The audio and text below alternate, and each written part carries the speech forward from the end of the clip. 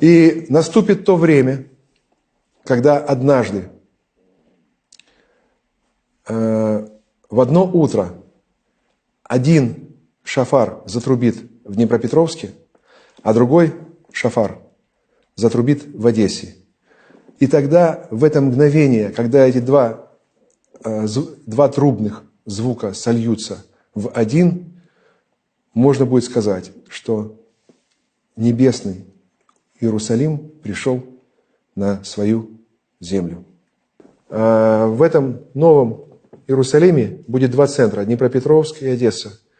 Днепропетровск – это Золотая Роза, синагога. Это самый большой еврейский культурный центр на земном шаре. Это самые богатые и влиятельные люди области. Это самая большая хаббатская община в постсоветских странах, а может быть